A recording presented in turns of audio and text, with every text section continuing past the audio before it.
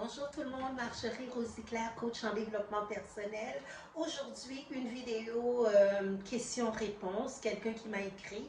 Donc, je vais vous lire ce que la personne m'a écrit, voulait savoir. Je vais vous en parler dans quelques instants. Mais avant tout, si vous tombez par hasard sur cette chaîne, c'est une chaîne de développement personnel, de spiritualité et de beauté. Ce que je fais, j'aide les femmes à rebâtir, à bâtir leur confiance en soi pour qu'elles atteignent leur objectif. C'est ça mon travail. Je suis une coach en développement personnel. Je travaille exclusivement avec les femmes pour les aider à être, bien sûr, la plus belle version d'elles-mêmes. Donc, revenons au vif du sujet, être marié et être célibataire. Être marié versus être célibataire, c'est ce que la personne m'a écrit pour savoir comment elle pourrait faire pour être mariée. C'est une jeune femme, je ne donnerai pas son nom. Ce qu'elle voudrait savoir, c'est comment faire pour être mariée. Je vais vous lire un extrait de ce qu'elle m'a écrit. Ça va être plus facile pour toi, pour vous, de vous mettre en contexte. Bonjour coach. J'aimerais pouvoir me trouver un mari. J'ai 33 ans et je suis encore célibataire. Ces dernières années ont été difficiles pour moi au point de vue amoureux. Mes relations ne durent pas. Je trouve facilement des hommes, mais j'ai de la difficulté à les garder. J'aimerais un jour pouvoir me marier et changer ma situation.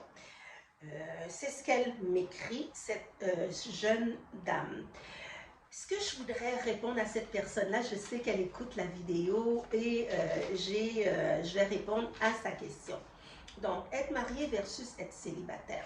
Ce que je voudrais vous dire, c'est que être marié a son lot de difficultés et être célibataire a aussi son lot de difficultés.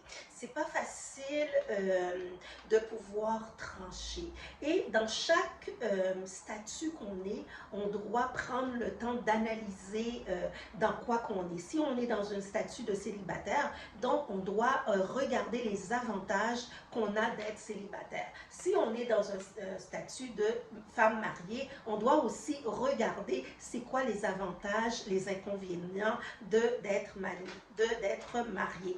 Donc, on doit regarder nécessairement dans les deux. Souvent, la personne qui est seule, qui est célibataire, regarde la femme mariée en disant « Oh mon Dieu, qu'elle est chanceuse, elle a un mari, elle avec elle, sa vie doit être parfaite. » Non, il faut regarder qu'est-ce que, c'est quoi les difficultés et c'est quoi les avantages d'être marié. Et moi, ce que je voudrais répondre à cette personne, si vous êtes présentement dans une situation de célibat, il faut prendre le temps de vivre votre célibat. Il faut prendre le temps de faire ce que vous avez à faire dans votre état de statut de célibataire. Donc, quand on est célibataire, on a beaucoup d'avantages.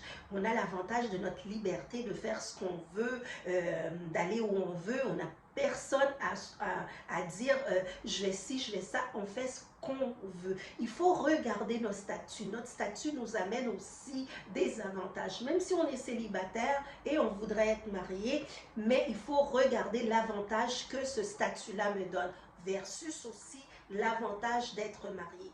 Quand je vais être mariée, quels sont les avantages que je vais avoir d'avoir ce statut de femme mariée? C'est comme ça qu'on doit se poser des questions.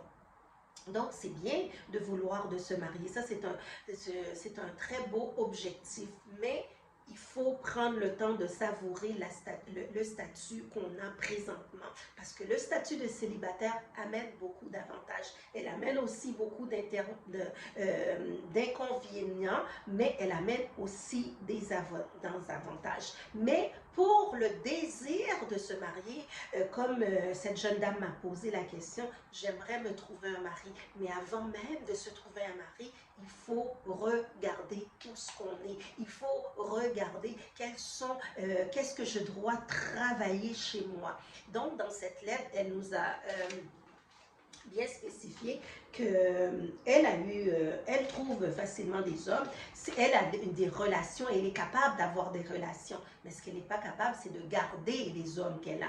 Donc, avant de vouloir se marier, il faut regarder le problème parce que sinon, on met juste un pansement sur le problème et le problème continue à se répéter. Donc, si vous avez de la difficulté à avoir des hommes, puis votre difficulté, c'est de les garder. Donc, il faut régler le problème de le garder. C'est ça qu'il faut regarder. Et souvent, il y a diverses raisons pour lesquelles on ne peut pas garder quelqu'un. Je ne rentrerai pas dans tous les détails pourquoi. Si vous voulez avoir plus de détails, vous pouvez me contacter, je vais vous aider. Mais ce qui est important de comprendre, ce qui est important de retenir, c'est le travail qu'on va faire avant.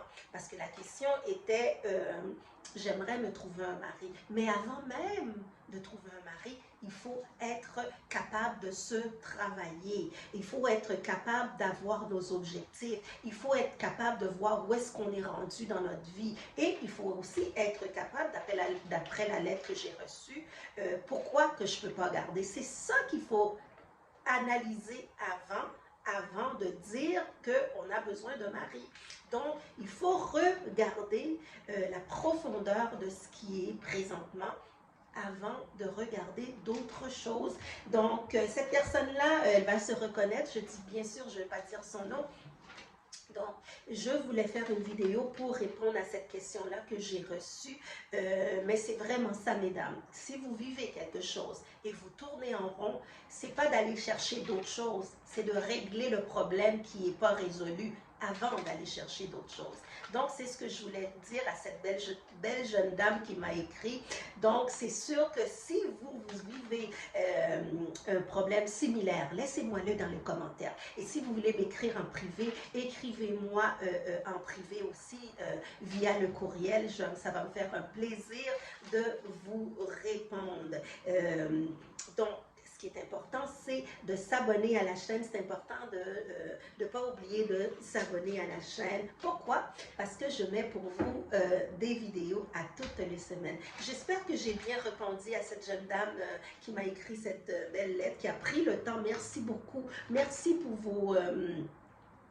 vos questions. Merci pour cette personne qui m'a écrit aussi. Merci beaucoup. Ça me fait vraiment, vraiment plaisir. Et ça me fait vraiment plaisir de vous répondre aussi, d'essayer de cerner le problème. Je vous encourage à m'écrire, bien sûr, tout comme cette belle jeune femme qui m'a écrit pour avoir un mari. Donc, je vous laisse et je vous dis à très, très bientôt.